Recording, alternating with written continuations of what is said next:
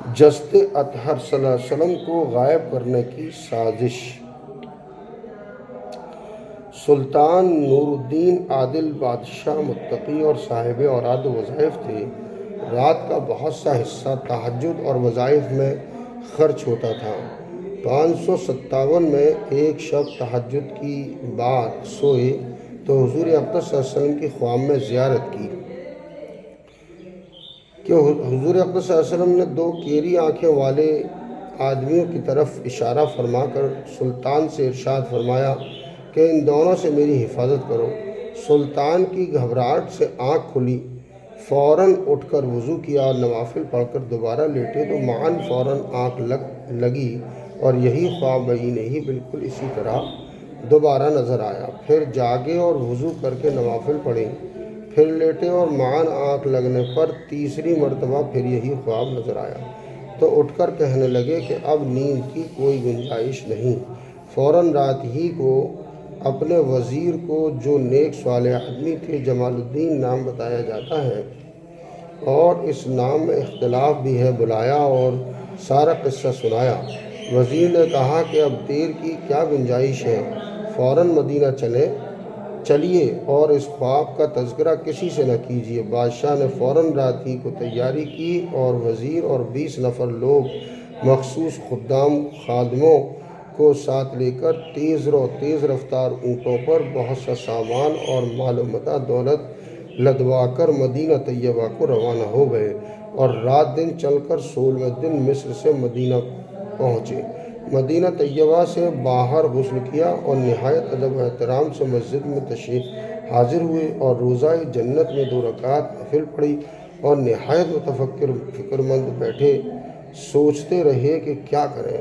وزیر نے اعلان کیا کہ بادشاہ زیارت کے لیے تشریف لائے ہیں اور اہل مدینہ پر بخشش یعنی تحفہ اور اموال بھی تقسیم ہوں گے، اور بہت بڑی دعوت کا انتظام کیا جس میں سارے اہل مدینہ کو مدعو کیا، دعوت دی۔ بادشاہ عطا یعنی ہدیہ دینے کے وقت بہت گہری نگاہ سے لوگوں کو دیکھتے سب اہل مدینہ یکے بعد دیگرے آ کر عطائیں لے کر چلے گئے، مگر وہ 2 شخص جو خواب میں دیکھے تھے نظر نہ آئے۔ بادشاہ نے پوچھا کہ کوئی اور باقی رہا ہو تو اس کو بھی بلا لیا جائے۔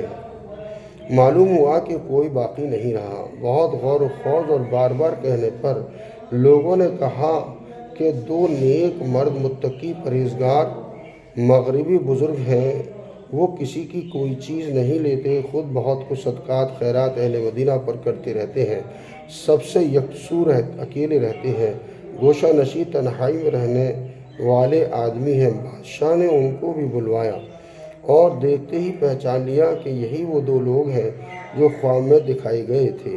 بادشاہ نے ان سے پوچھا تم کون ہو؟ کہنے لگے مغرب کے رہنے والے ہیں، حج کے لیے حاضر ہوئے تھے، حج سے فراغت پر زیارت کے لیے حاضر ہوئے اور حضور اقدس صلی اللہ علیہ وسلم کے پڑوس میں پڑے رہنے کی تمنا ہوئی تو یہاں قیام کر لیا۔ بادشاہ نے کہا کہ صحیح بتا دو۔ انہوں نے جو پہلے کہا تھا اسی پر اصرار کیا، جمے رہے۔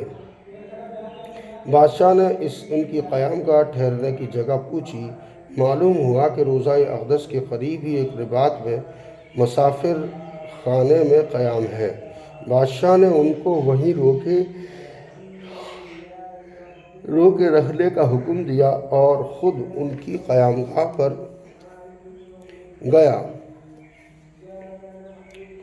وہاں جا کر بہت تجسس تلاش و کھوج کیا، وہاں مال و متاع تو بہت سا ملا اور کتابیں وغیرہ رکھی ہوئی ملی، لیکن کوئی چیز ایسی نہ ملی جس سے خواب کے مضمون کی تائید ہوتی۔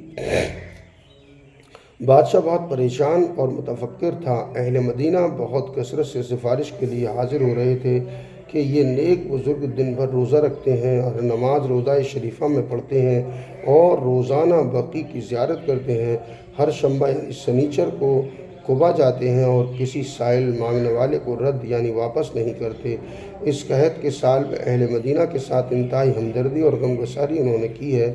بادشاہ حالات سن کر تعجب کرتے اور ادھر ادھر متفکر پھر رہے تھے کہ دفعتاً اچانک خیال آیا کہ ان کے مسلح کو جو ایک بوریے پر بچھا ہوا تھا اٹھایا، اس کے نیچے ایک پتھر بچھا ہوا تھا، اس کو اٹھایا تو اس کے نیچے سے ایک سرنگ نکلی جو بہت گہری کھودی گئی تھی اور بہت دور تک چلی گئی تھی، حتیٰ کہ قبر اطہر کے قریب تک پہنچ گئی تھی۔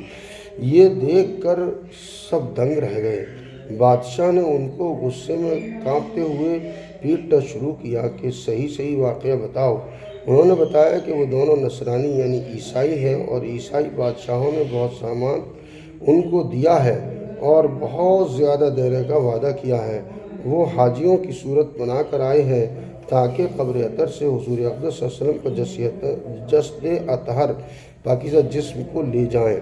وہ دونوں رات کو اس جگہ کو کھودا کرتے اور جو مٹی نکلتی اس کو چمڑے کی 2 مشکیں ان کے پاس مغربی شکل کی تھیں، ان میں بھر کر رات ہی کو بقیع میں ڈال آیا کرتے تھے۔